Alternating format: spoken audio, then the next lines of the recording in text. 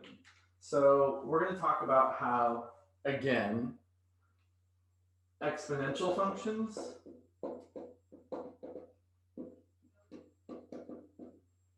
so things like y equal to 2 times 5 to the x, for example, exponential functions have linear semi-log graphs.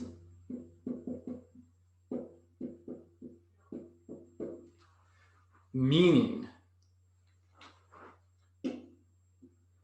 if on our x-axis we just plot the x values, on our y-axis we plot the log of y values, we're going to get a straight line. I could actually find the equation of the line. Let me show you how. This is true regardless of if it's exponential or a power function. To find the straight line equation of your semi-log or log-log graph, you're always just going to take the log base 10 of both sides.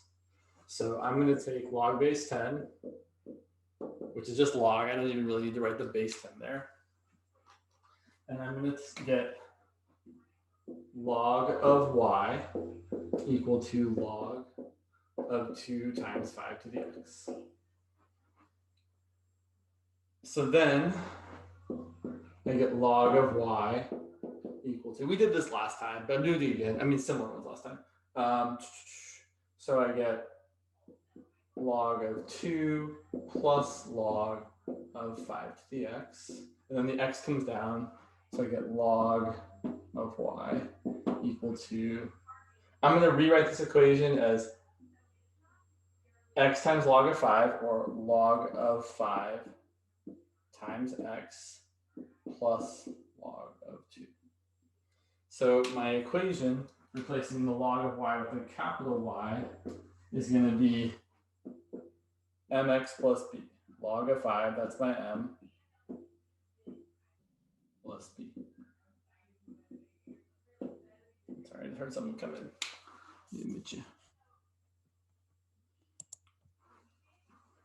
So this line would have a slope of whatever log of 5 is and a y-intercept of log of 2. And so I think it's easiest for me to show you guys on Desmos kind of how this is working. So let me actually just do it real quick. Let me see, where did you go? All my fun graphs. Yeah, I don't want you anymore. Sorry, one sec. Yeah, all right, good. Yeah, all right.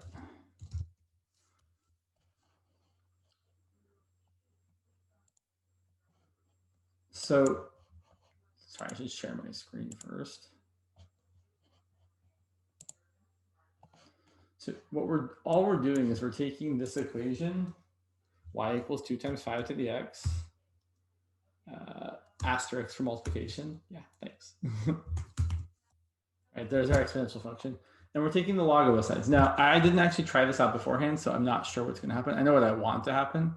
Let's just see what happens if we actually take the log of both sides.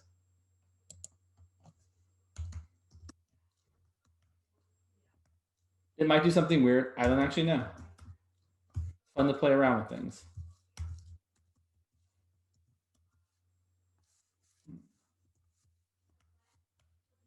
So, okay, didn't really do what we wanted, right? It's doing some, like it's giving me some weird dots here. That's not super helpful. Okay, so what we actually need, right? We actually need to replace this log of y with our capital Y.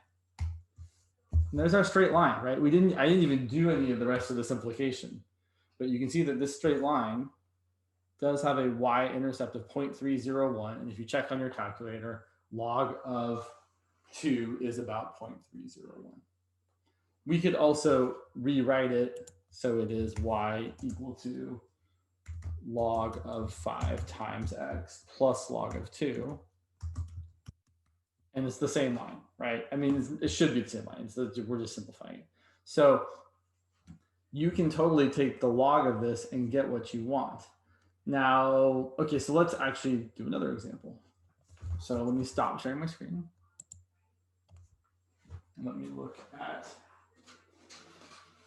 the other type of thing that we're typically going to deal with, which are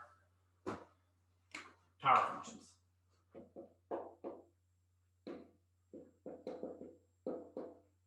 So something like y equal to, it could be interesting. No, let's not be too interesting yet. Y equal to 3x squared. So again, if you try and graph this, right, it's going to look like a parabola. Right, it does this kind of deal. But we would like to know what kind of logarithmic transformation produces a linear result. And so we're going to take, again, I feel like there's something I'm forgetting to do on this side. Oh, yeah, that's right. I wanted to write the thing. So this has a, sorry, let me use the same, sorry. Have a, sorry, I want to use the right words. Have a linear, yes, linear log graph. Meaning, if we plot log of x on the x-axis and log of y on the y-axis, we will get a linear relationship.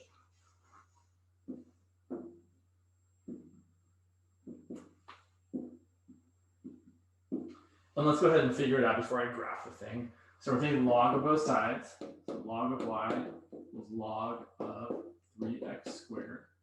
Then we break this apart as usual, so we get log of y equal to log of 3 plus log of x squared. And then the 2 comes down in front. So we get log of y. I'm going to write it as 2 times log of x plus log of 3. So replacing the logs with the variables, right? We're thinking of this as y equals 2 times x plus log of 3. So this is going to look similar to the other one, right? It's going to be some straight line with a slope of 2 and a y-intercept of 0, comma, log of 3. Okay. I have a question. And then we can totally see this graphing things. Let me share again. Where'd you go, Desmos? I just didn't show the whole thing. Yeah. Sorry, there's so many things on my screen. So let me close these. And now if we do that one, so y equals 3x squared, it just looks like your usual parabola.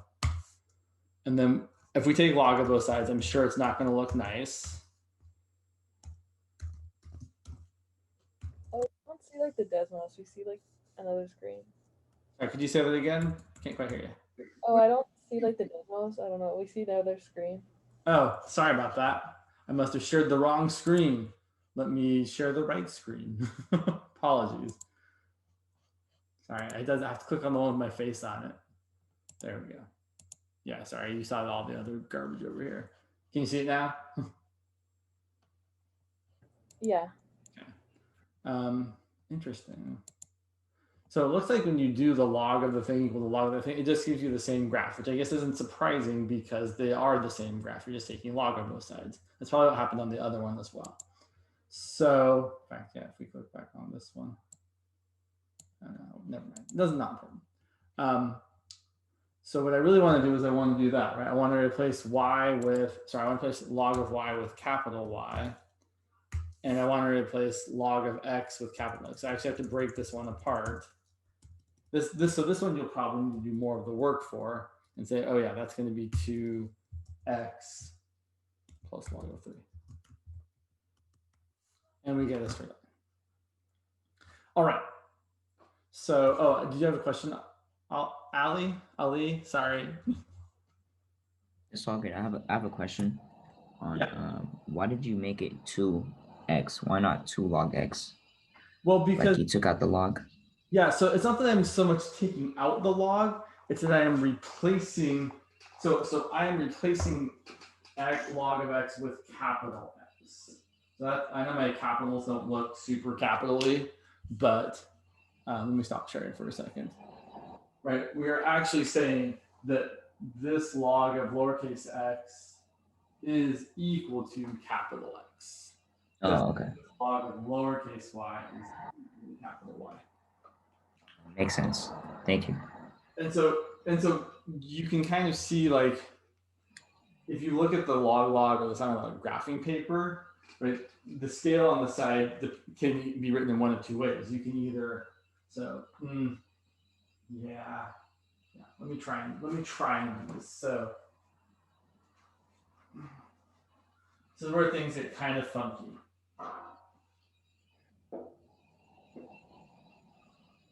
So your log graphing paper is weird, right? You've got these kind of marks here, and then you've got like these kind of weird gradations like that. And so the idea kind of is that, right, I am graphing log of y, lowercase y, which is equal to y. And so, for example, when capital X is 0, that means regular x is actually 1, right? Because log of 1 is equal to 0. Then I'm going to get y equal to log of 3, which means actual y is equal to 3, right? So when x is 1, it is true that y is 3. So when x is 1, capital X is 0. And when y is 3, capital Y is log of 3. So that's why we are getting, that's one way to think about why we're getting this, you know, this y-intercept here that is log of 3. That's capital Y. Whereas actual little y is just 3. So it's kind of, I mean, it's a little mind trippy at first, but it is manageable. But I should really point out, right, we are on the x-axis. We aren't plotting the x values. We are plotting the log of x values. And on the y-axis, we aren't plotting the y values. We're plotting the log of y values. That's different than the semi-log, right? The semi-log, you only do that for the y-axis and you leave the x-axis alone.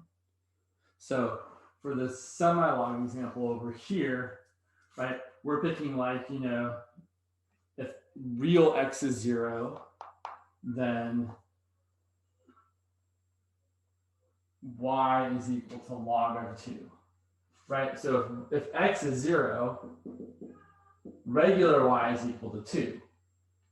Here, if x is 0, regular y is 2, which means log of y, which is capital Y, is log of 2. So that's why we're getting our y-intercept as log of 2 there, because it's the capital Y-intercept, because that's what we are actually plotting on the y-axis, is the log of y's. Yeah, it's definitely, when I first learned this, I was like, this feels very weird and a little bit complicated, but it is very manageable. Okay, so let me grab a couple things here.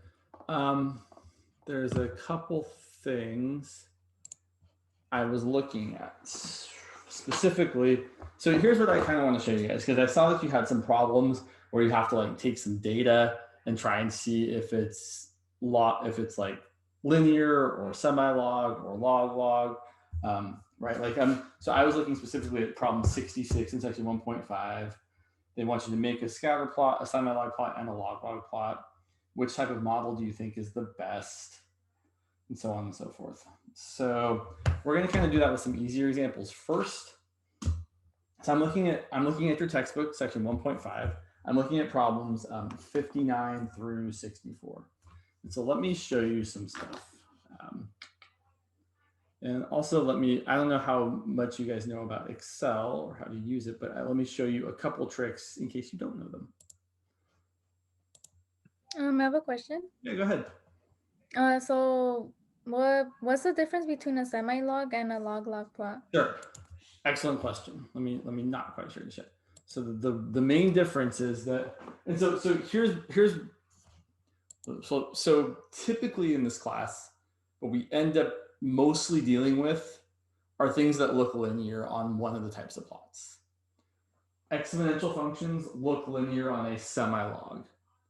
Whereas the power functions, which I erased, y equals 3x squared, those are going to be linear on a log. And the difference is that, well, the thing that's the same is that for either one, we take the logarithm of both sides. The difference is that for an exponential function, the x variable comes out of the logarithm naturally, right? That x isn't inside the log. So we don't have to replace a log of x with a capital X. So for a semi-log graph, you're still just doing the regular x values on the x-axis, and you're doing the log of y values on the y-axis. On the other hand,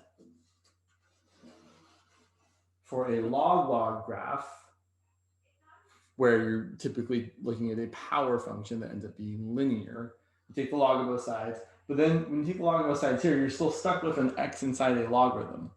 So you replace both the log of x with capital X and the log of y with capital Y.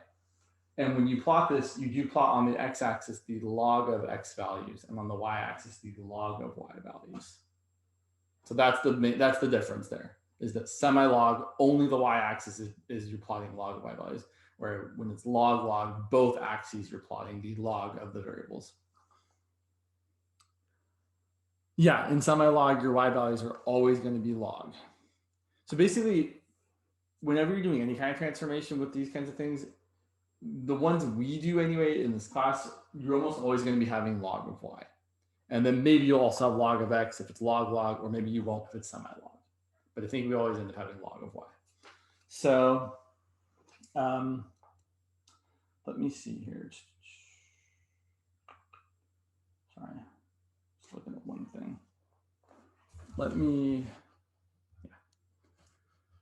Let's go to this. I have a lot of, so let me just close all this. Yeah, let's just start a new one.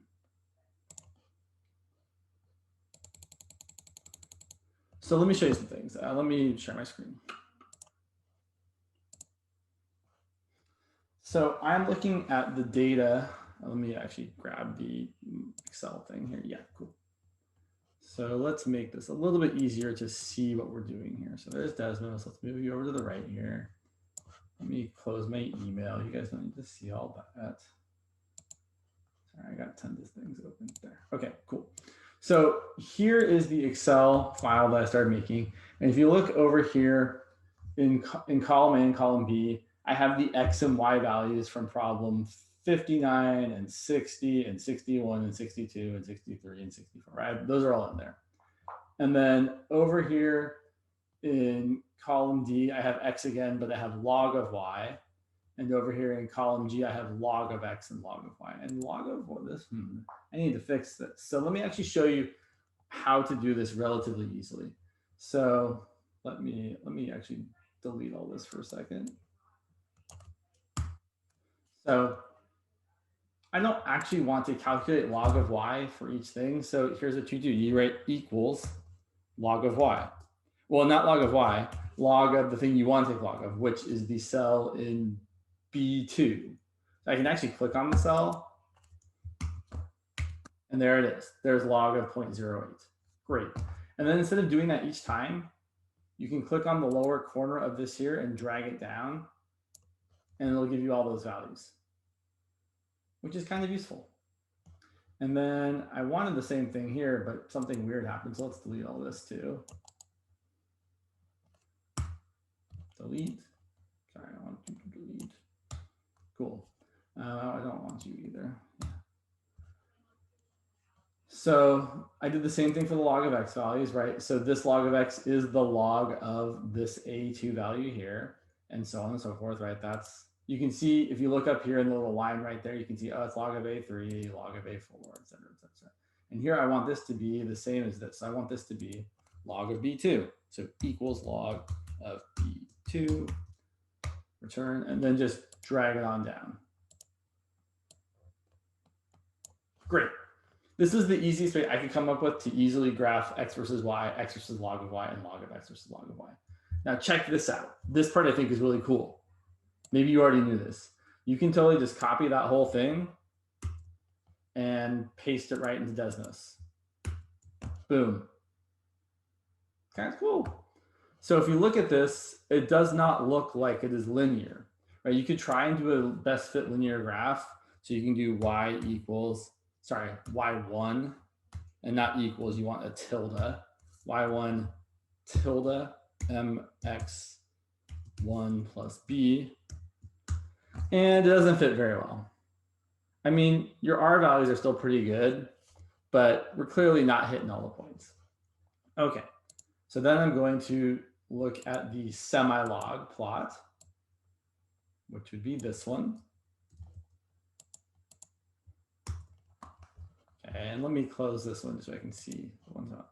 So this one, that looks pretty reasonable, right? That looks like a pretty straight line if I graph it. In fact, I can even, let's do it. So let's do y2 tilde mx2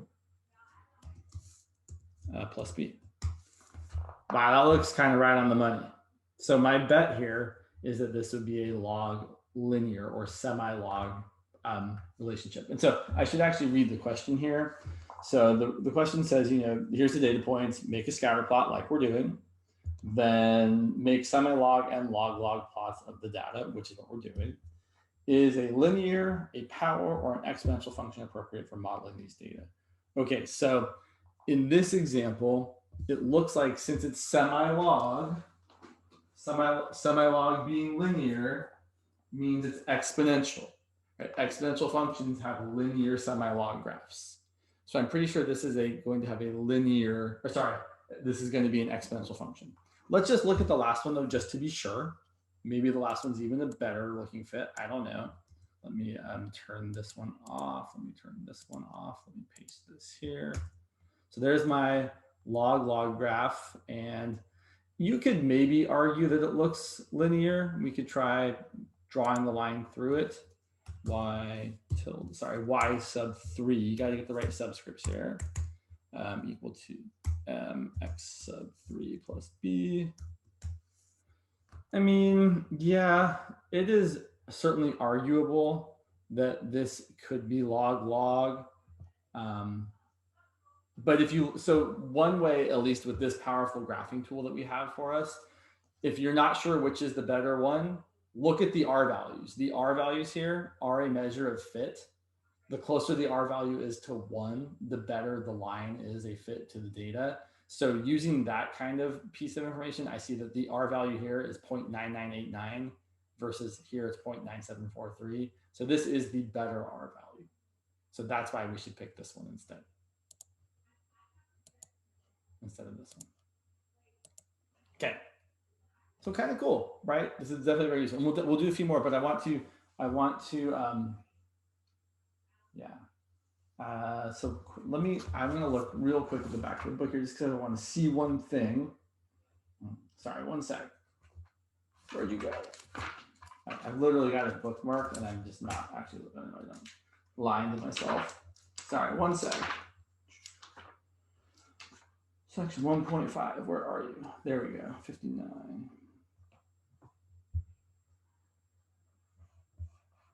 Okay, yeah, cool. So we do actually want to find the, yeah, all right. So the last question, which I will be perfectly frank, I don't remember exactly the process for doing this. Oh yeah, so the B means the Y %. Good catch. I don't always see the chat when I'm sharing my screen because sometimes I forget to open it. But what the last part of this question is, which is probably the challenging part, is find an appropriate model for the data. So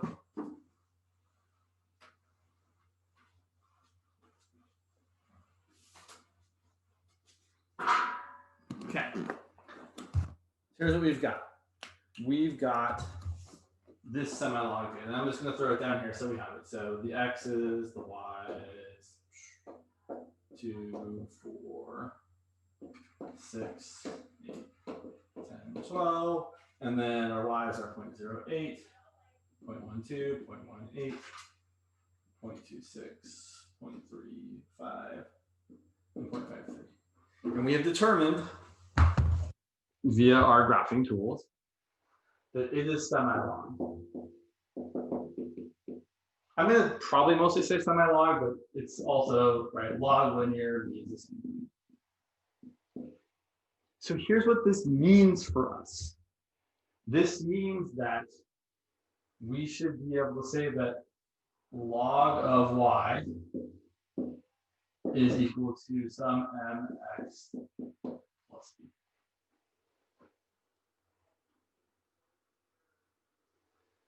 So we have to figure out what the slope. Now okay. So, all right, how much work do we want to do? That's the question.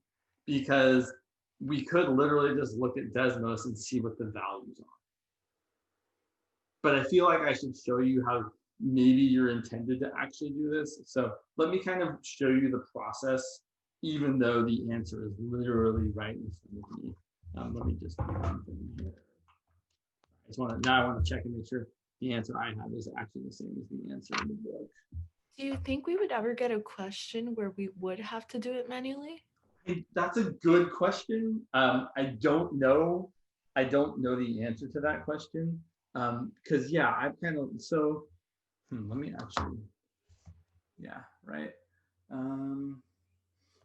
Actually, so my values, let me see, let me make sure I'm looking at the right one here.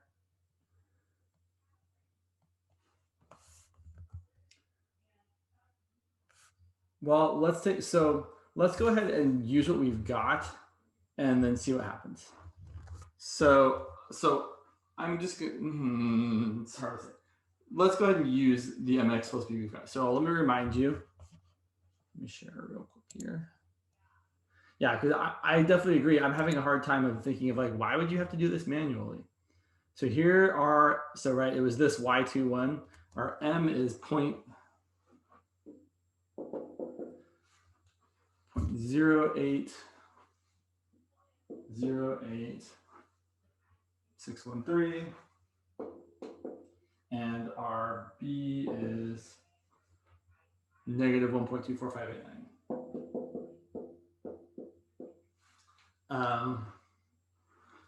I do feel like I have to kind of talk about where these come from, because I feel like we at least need to discuss how would we get those if we didn't have this tool available to us.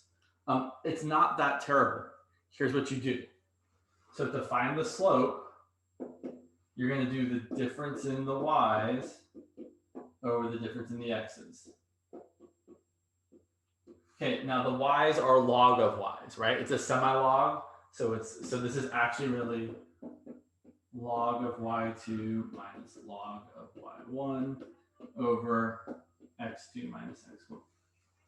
And then we're going to pick any 2 points you want. And they should, because the way these problems are set up, they're meant to be like super, like actually linear. So they should, let's pick these first two values. So my x's are going to be 4 minus 2, and my y's are going to be log of 0.12 minus log of 0.08. And let's see, if I do this, so let's see, log of 0.12 minus log of 0.08.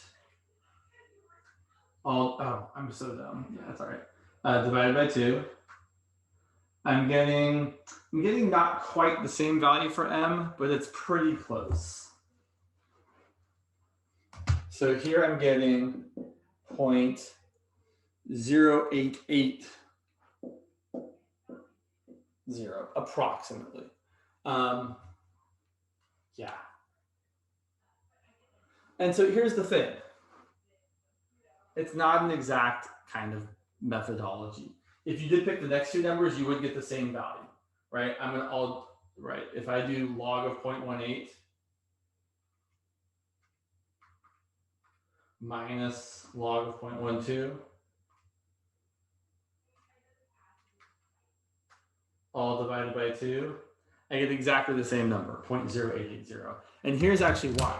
Right? When you do a log of something minus log of something else, this top part is really log of y2 over y1 all over x2 minus x1, which is just going to be 2. So as long as the ratio of y2 to y1 is the same, you should always end up getting the same value.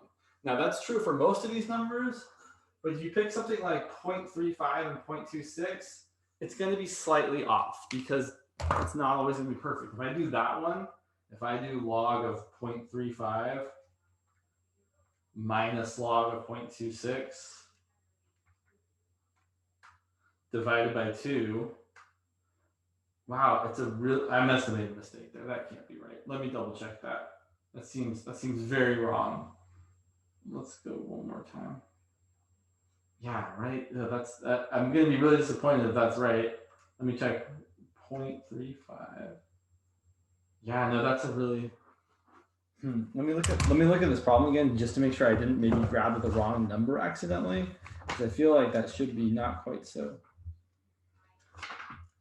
Let me double check. So much data. No, that's the right number. So yeah, doing that one, it's really it's way different. So doing it there, it's 0.0645. Wait, what are the two numbers? So under 8 and under 10? The y values? Those are 0.26 and 0.35. And again, this is from problem 59 in the textbook. So yeah, I'm kind of curious how they're deciding to find like your slope.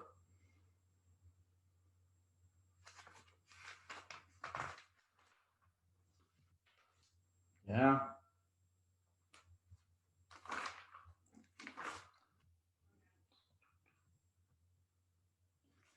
Look at one thing.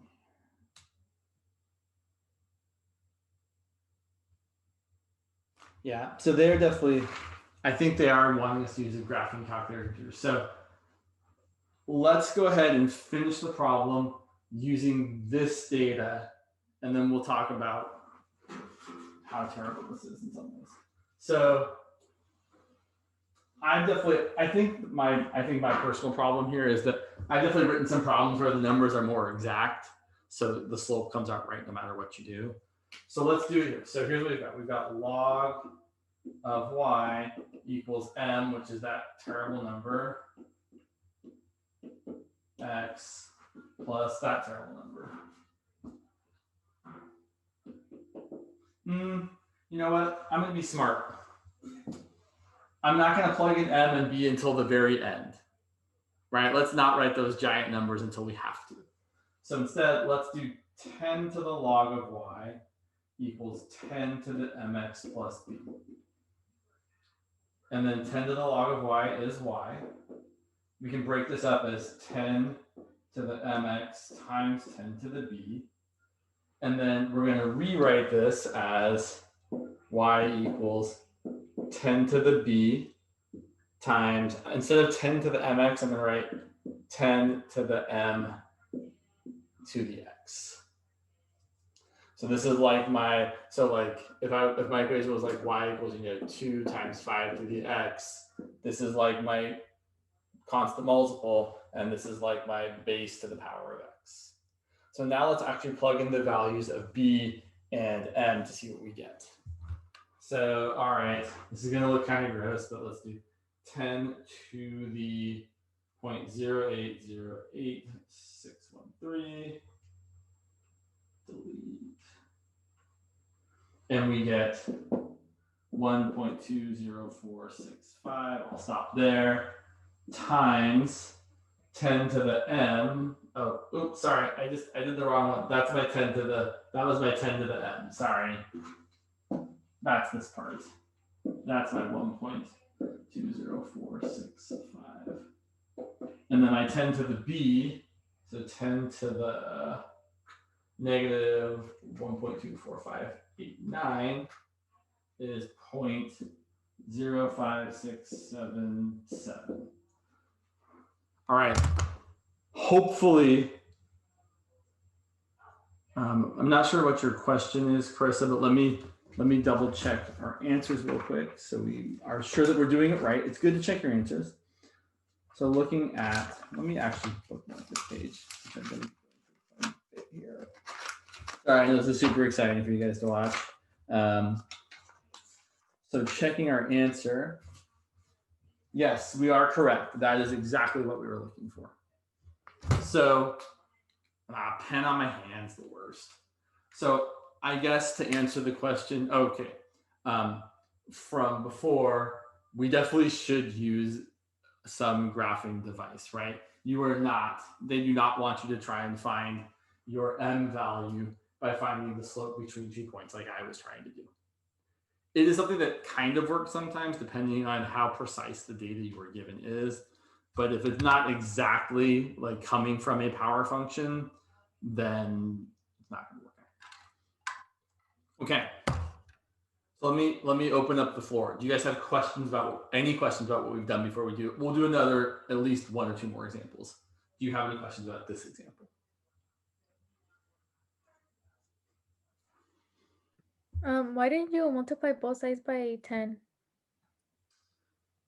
So it's not that I multiplied both sides by 10, it's that I rewrote both sides so that they were both exponents of a base of 10. So what I did is I said, oh, if these two things are equal, then so is 10, if they can both be powers of 10. So that 10 to the log of y is equal to 10 to the mx plus b. And now here's the thing. 10 to the log of y is y, right? So log of y, or log base 10 of y, if that's equal to some like, let's say, sure, x, even though I don't really want to use x there. Let's call it a for a second. Right? How can I rewrite this logarithmic equation? In fact, actually, before I do this, let me remind everybody, just in case you can see it. My favorite logarithm to remember how logarithms work is that log base 2 of 8 equals 3. A logarithm is just an exponent.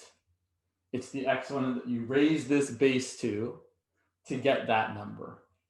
So log base 2 of 8 equals 3 is equivalent to 2 to the third equals 8. And when I see this equation, I really think, oh, 2 to what power equals 8? That's what I'm finding when I find log base 2 of 8. In the same way here, this says 10 to what power equals y. I don't know what that is because I don't know what y is, but I can call it a and I can say, oh, 10 to the a is equal to y. But then, and check this out, if I replace a with what a is equal to, I end up getting 10 to the log base 10 of y is equal to y.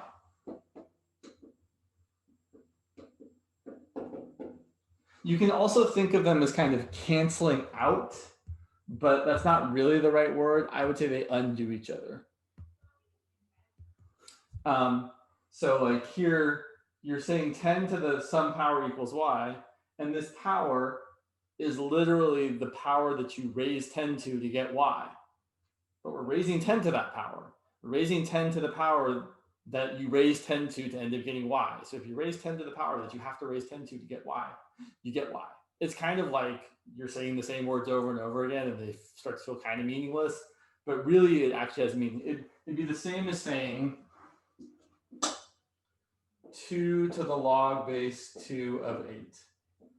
I don't need to know that log base 2 of 8 is 3 to know that this is equal to 8. Because I'm raising 2 to the power that you have to raise 2 to end up getting 8. So I get 8. So that's what's going on there. So that's why on this part, this just ends up being y. But over here, we still have the 10 to all the stuff because it didn't just undo it. All right, let's look at another example.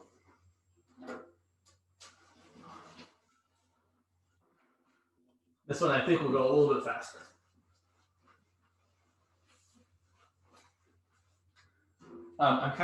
I will admit, I'm pretty thrilled that you can just copy paste Excel stuff into Desmos. Like, I think that's kind of awesome. Oh, sure. So the way it became 10 to the m to the x, that's more a property of exponents. So like we have this property that when you have an exponent to an exponent, they multiply. So like, for example, 2 to the third to the fourth is equal to 2 to the 3 times 4, which is 2 to the 12th.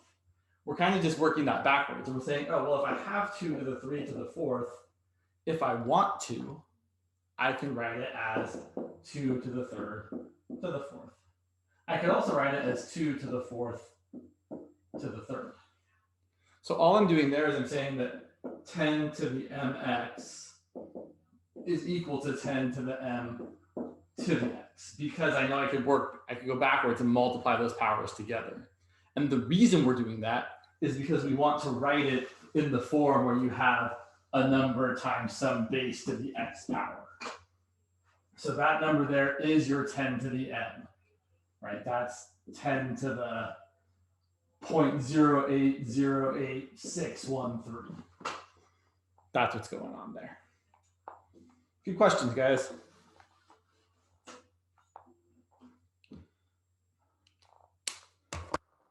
So we're going to see that right now. So so again, for semi-log, in fact, so for semi-log, right, we knew that, so semi-log goes with exponential. We saw on our graph that when we plotted the log of y versus the regular x, that it was linear. And so when we were trying to solve it, we said, oh, I know I'm working with log of y as a linear function of regular x. And then we worked with this to solve it and get back to the original equation, which we knew was going to be exponential, because we know for semi-log being linear, you end up with an exponential function. For log, it's going to be different, which we're going to do right now. We're going to be doing log of y equals m times log of x plus b. And then we'll solve that equation and get a power function where you have y equals something times x to a power instead of something to the x power. So let's do the next example and we'll see. And so the next example, I'm going to use 63 from the textbook because I know that one ends up being log. So let me grab some things here.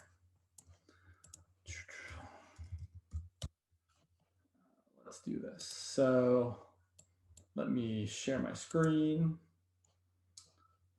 Share the right one. Actually, it's the left one, but the correct one. So let's see, these were in order. So this is 59, this is 60, 61, 62, 63. So that one, right? I could just literally look. Yeah, so this one is the one I want. And so here's x versus y. And I could just be real smart and just drag this down all the way.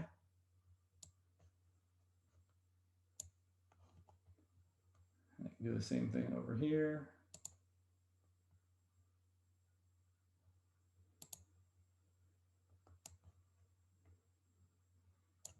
And the same thing over here.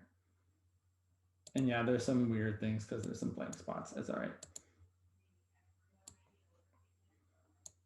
Okay, so here is x versus y. Let's go ahead and plot that, even though we know it's not going to be linear. Let's do it anyway.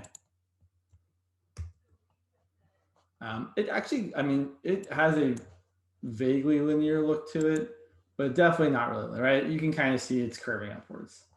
So now let's do x versus log of y.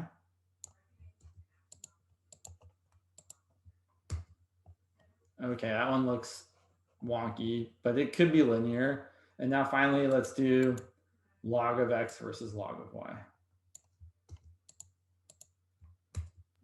So were these graphs given or?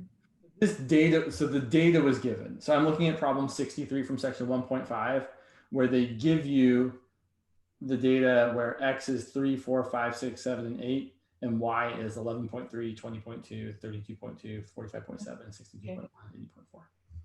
And then I took that data and I reproduced the x's, and all of these are the log of y's.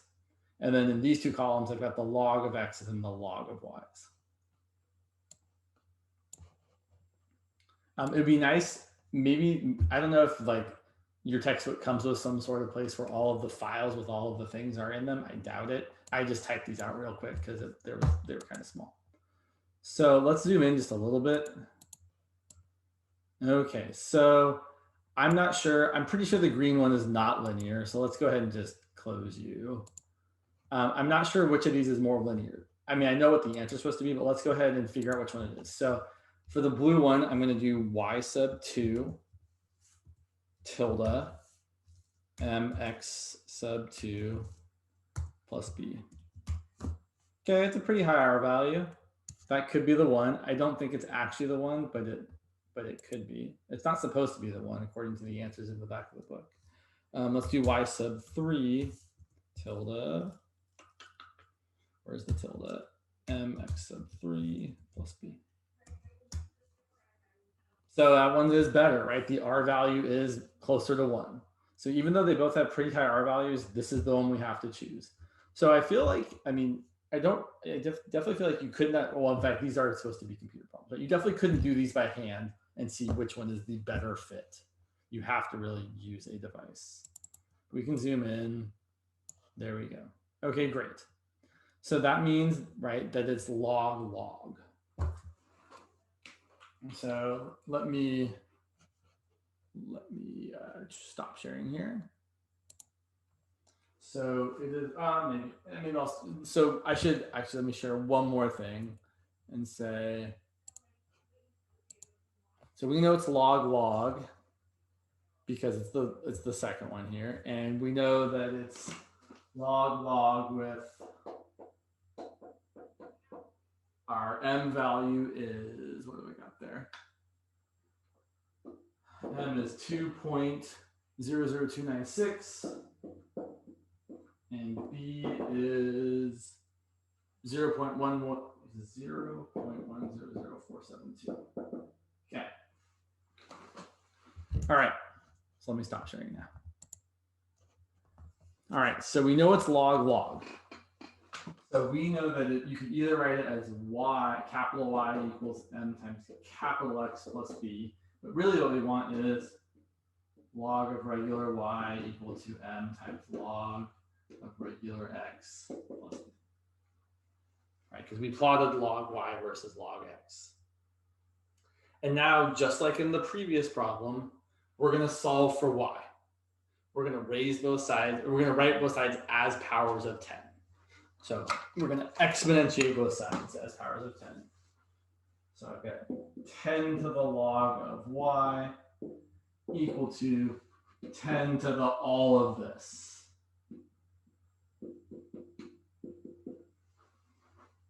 What's 10 to the log of y?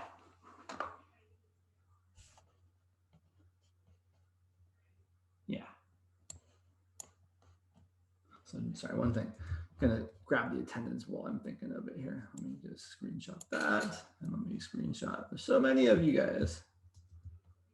Screenshot that too. Okay, I think I got everybody. If you ever find yourself getting marked absent and you know you were here, just tell me. I will mark you here. So 10 to the log of y is y. And here, we're always going to break up 10, like 10 to a power where there's addition. We're going to break that up as 10 to the m log of x times 10 to the b. And sorry, cool.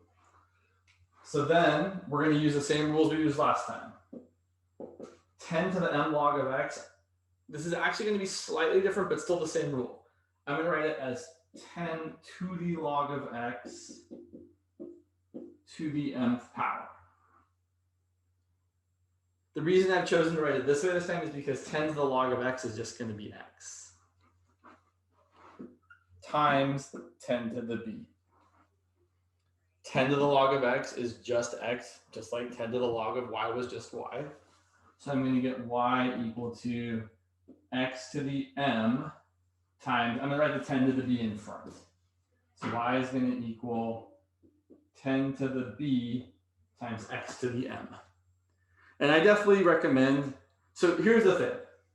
For log, it's always going to work out this way, right? You're going to find m and b, but you're always going to get y equals 10 to the b times x to the m. So you could do this work each time for log, but you don't have to. You can just be like, hey, I know if it's log, that's what I'm going to end up with. In a similar way, we know if it's semi-log, you're always going to get y equals 10 to the b times 10 to the m to the x. So if you don't want to do this work every time of starting with the linear equation and solving for y, you really don't have to. But it is good to know how it works.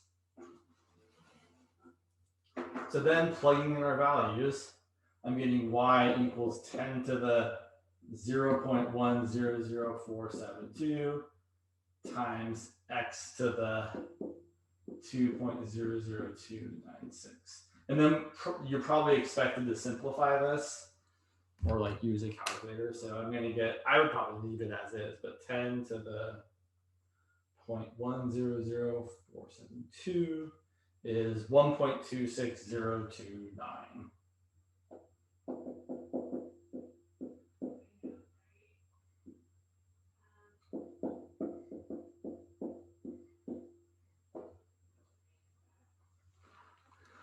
Okay, here's what's kind of neat to know.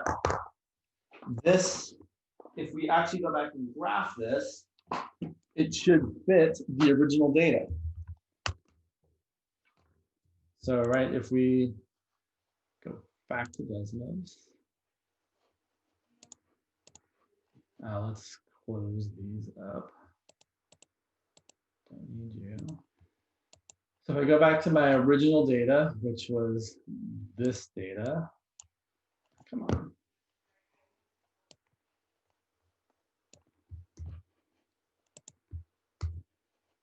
Right, and if I actually graph the thing there, which is y equal to, what have I got here? 1.26029 times x to the 2.00296. Right, it fits the data, which is what it's supposed to, right? We're trying to find the function that does this thing. Now, there's probably a tricky way using Desmos to actually just make it do that.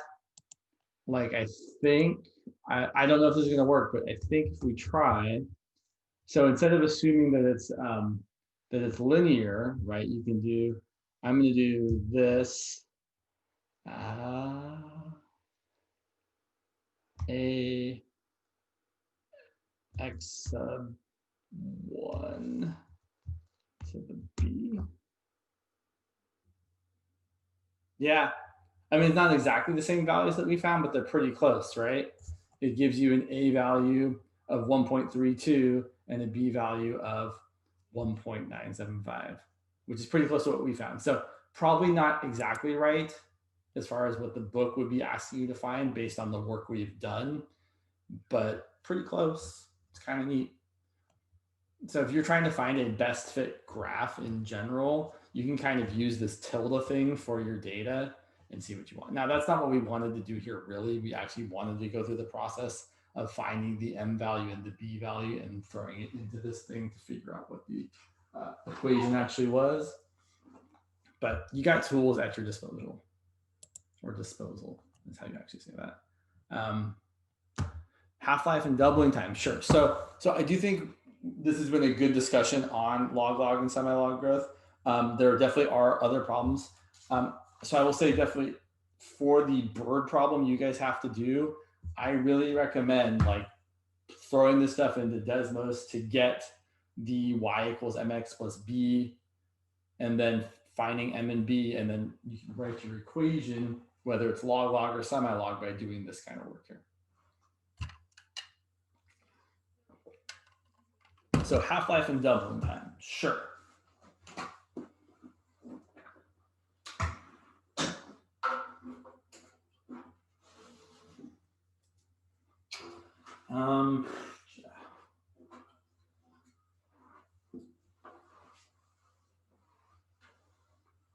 Okay, so yeah. The problem is that I think I probably teach this maybe differently than it's being done in your class. I'm not exactly sure. Not that it really matters, but it kind of matters. Let me ask, do you know what section you guys are talking about this in? Just because I would like to say it the way you're expected to kind of know it.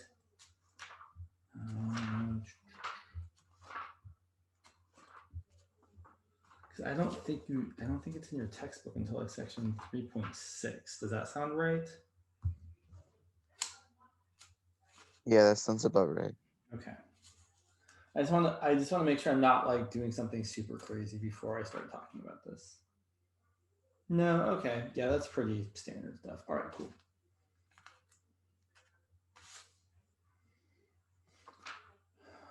All right. So sure. Let's say, so I'm going to make up some stuff. Let's say we have an unknown. This is not the pen I wanted. This is the trash pen. Where's my good pen? There we go. An unknown radioactive material. Radioactive material decays from an initial amount of 60 grams to 40 grams in, I don't know, 11 days. What is the half-life?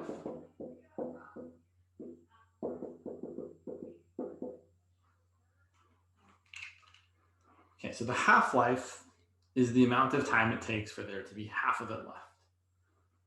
So it's definitely more than 11 days, because right, it takes 11 days to get down to 40, and we're asking how long it's going to take to get down to 30, really. And it's probably not going to be as many as 22 days, but maybe it would be. I don't know. So here is the general idea. We've got this model for exponential growth or decay.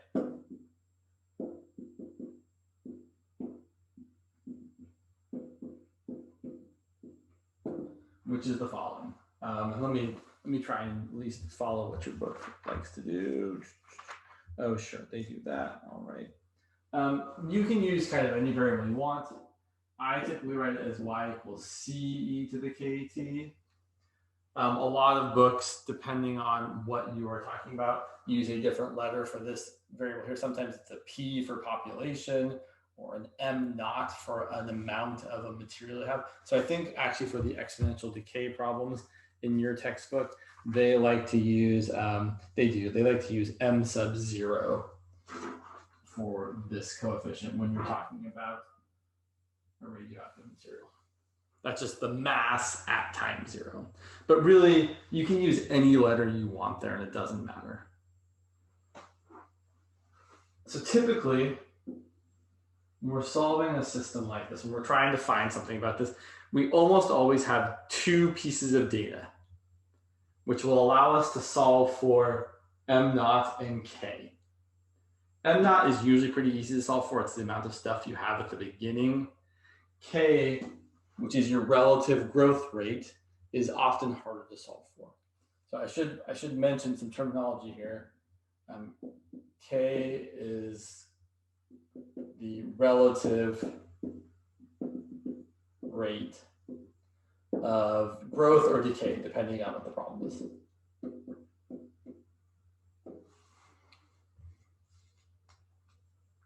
Yeah. Sorry, I just want to say. Make sure I'm not doing something stupid. All right, so I like to just make a little table here of what I know. So I know at some time I have some amount of stuff. So at time 0, right, I have an initial amount of 60 grams. And then I know 11 days later, I have 40 grams. So these two pieces of data are going to allow me to find everything I need. So first, so you can go through the process of plugging in 0. That's kind of pretty not too terrible. If I plug in time equals 0 and 60 equals y, I get 60 equals m naught e to the k times 0. K times 0 is 0, e to the 0 is 1. So really I just get 60 equal to m naught times 1, so that m naught is equal to 60. And more generally speaking, this coefficient here is always going to be the amount of stuff you have at time 0. So since we were told that we started with 60 grams, we could have just said right off the bat, oh, I know that's going to be 60. Then we use the other piece of information to solve for K. And that takes up a little more room, so I'm going to go to the other side of the board.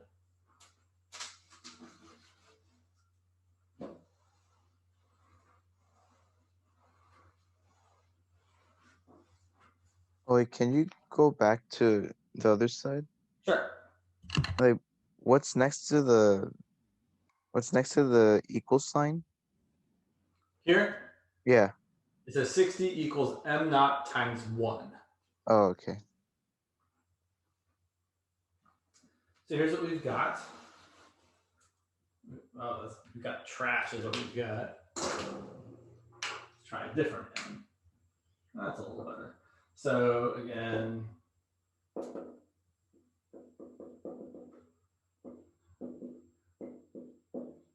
right, we just found that for y equals m naught e to the kt, we just found that m naught was equal to 60. So now our model is getting a little bit better. We now know it's 60 e to the kt. But we still have to find k, the relative rate of decay. So I'm going to plug in my other piece of data.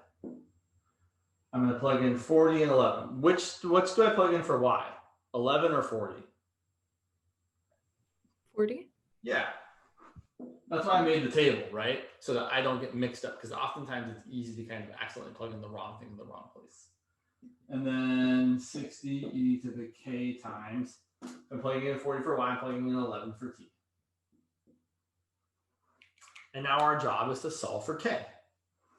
And the way we're going to do that is by first dividing by this coefficient. So I get 40 over 60 is equal to e to the k times 11, or 11 times k.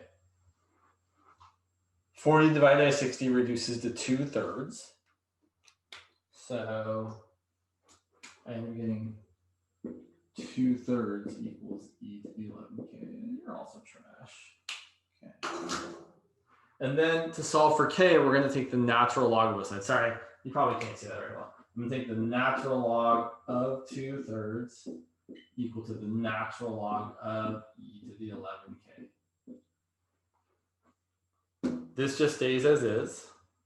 The natural log of e to the 11k is just 11k. Right? So let me remind you, because I had a couple people asking about this the other day, natural log is just an abbreviation for log base e. So what we're saying is e to what power equals e to the 11k. Oh, we're saying e to the what power equals e to the that power. It's got to be that. Right? E to the what power equals e to the 11k is just 11k. So do we use log or natural log in order to get rid of the e on the right side? Yes, that's exactly what we're doing. Natural log, and I just want to point out, natural log is the same as log base e. We're just lazy, so we write the abbreviation natural log instead of log base e. But they're literally the same thing. So yeah, natural log of e to the 11k just becomes 11k. So I have natural log of 2/3 equals 11k, and then I divide both sides by 11. So the k is equal to the natural log of 2/3 divided by 11. Please note, you can't simplify this. You can't write this as like natural log of 2 over 33. That's not, this 11 is outside of the logarithm, and that 2/3 is definitely inside the logarithm. So we're stuck with this. Okay, so now we've got our model. Our model of exponential decay is y equal to 60 e to the k, which is that lovely number over there, natural log of 2/3 over 11 times t. But we're not done, right? Because the question was, what's the half-life? I should also mention, some people like to write a decimal approximation here. I do not personally. And then let me see, does your book like to do this? I don't think they do. I'm going to say it anyway. So I personally prefer to leave it like that. Some people like to do a thing, kind of like we were just doing before, where you can write this as 60e to the, I'm going to write this product of powers as e to the natural log of 2/3 to the t over 11. Because e to the natural log of 2/3 is just 2/3. So you could totally write this as y equal to 60 times 2/3 to the t over 11. There's a couple reasons why this isn't great.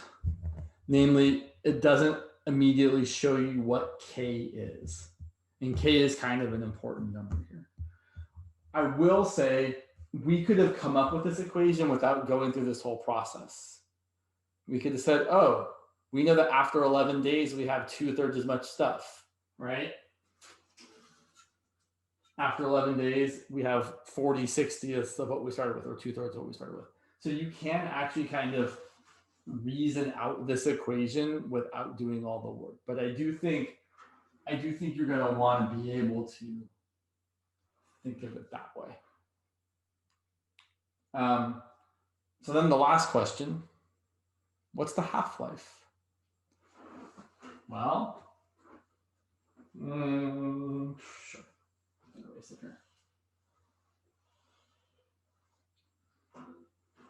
So I should have actually written this on my chart. Here's my chart with time and amount of stuff. And we had 0, 60, 11, 40. And we want to know what time it is when we have half the stuff that we started with. So that's how we're going to find the half-life. We're going to take our y value and set it equal to 30. And then that's going to equal 60 e to the natural log of 2/3 over 11 times t. And in a very similar way to how we solved for k just now, we're going to take this equation and solve for t. So I'm going to divide both sides by 60. 30 divided by 60 is 1/2. Here's something that's always true. If you're finding the half-life after you divide both sides by this coefficient, you should always get 1/2 over here. Always, always true.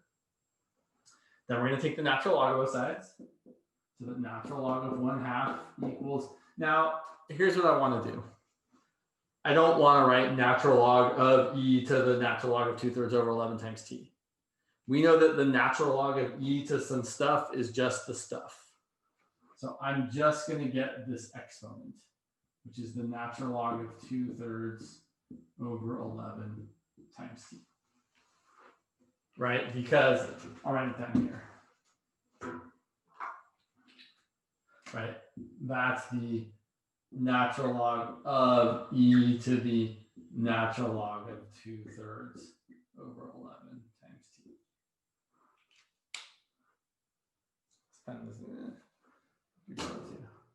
Right, and then we just have to solve for t.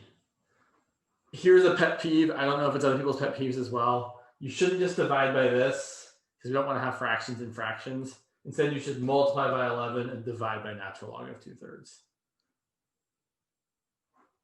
So t is going to equal 11 times natural log of 1/2 divided by the natural log of 2/3. And depending on what the context is, you might just leave your answer like that. We probably like to actually get a decimal approximation. So I was going to address your question in just a second. But yes, I think the answers there are correct. So 11 times natural log of 1/2 divided by natural log of 2/3. Natural log of 2/3 is going to be 18.8. So t is approximately 18.8 days. That's the half-life. And yes, I think you guys got it there. Yeah. The 30 came from knowing I wanted to find the half-life, so I was setting the amount equal to half of what I started with. Something else. Oh yeah, let me ask you guys a quick question. So this is exponential decay, right? Right. Is my k value positive or negative? Negative. It's definitely negative. And we know it's negative because, well, one, we know it's negative because it's decay. Right? Exponential decay, you should always have a negative k value. And it is negative because natural log of 2/3 is a negative number. Right? Any natural log of anything less than 1 is going to be a negative number. So yeah, so when you're doing exponential decay, this is kind of the process. I think there's something else I want to say here. No, not really. Let's do, I think we can do another example. Yeah.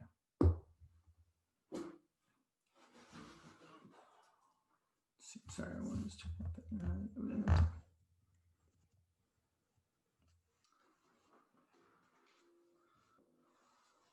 So doubling time is very much the same idea. So let's say we have a population of, I don't know, rabbits. I actually have a real example for this somewhere, but I don't remember where it is. Rabbits reproduce real fast. Population of rabbits, and we start off with, I don't know, we start with like 6 rabbits, and I don't know, 2 months later, we have 1,500 rabbits.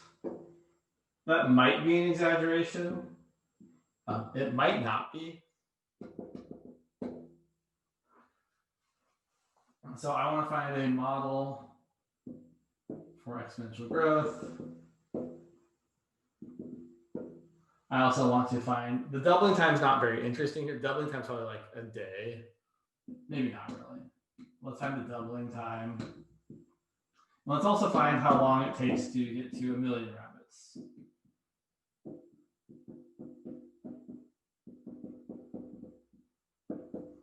This is why we need to have predators. All right, so usual setup.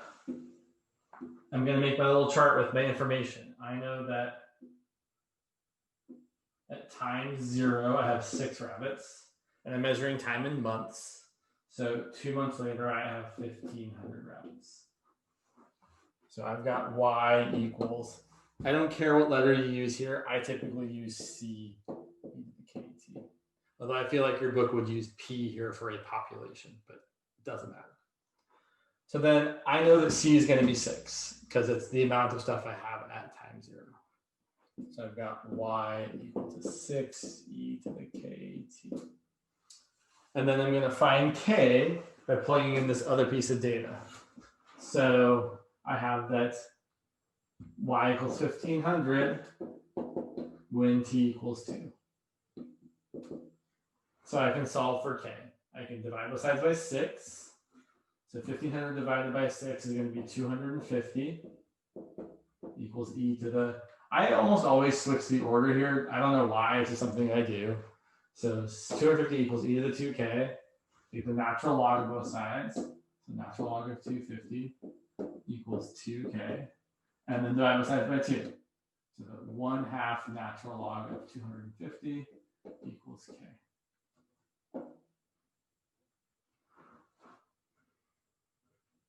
Yeah. Yeah. Okay, so I'm going to go ahead and write the model up here.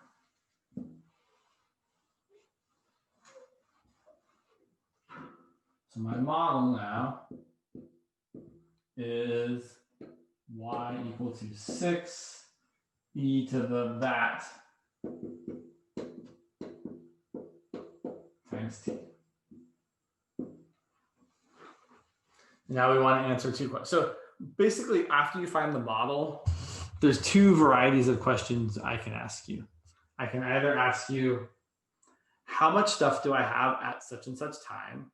Although I didn't, right? I could ask, how many rabbits are there after 4 months or after a year, right? So in fact, if I did ask how many rabbits after 1 year, we would do y equals 6 e to the 1/2 natural log of 250 times 12, right? Because it would be t equals 12 months.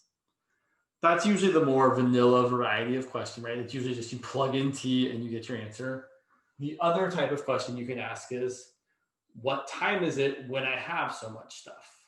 And that's what the other two questions are. That's what the doubling time is, right? How long does it take until I get twice as much stuff as I started with? And the other question is, how long until I have 1 million rabbits? I'm just going to erase here.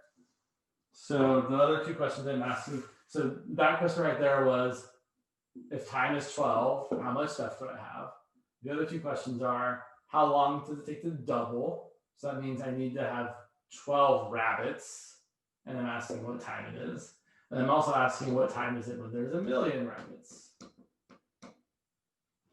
They both have the same process for solving them. So to do this first one, I'm setting 12 equal to 6 times e to the 1/2 natural log of 250 t. Divide both sides by 6. 12 divided by 6 is 2. That's not a surprise or a coincidence, right? Just like when we were finding half-life, when we divided, we got a half. For finding doubling time, when you divide, you're going to get a 2.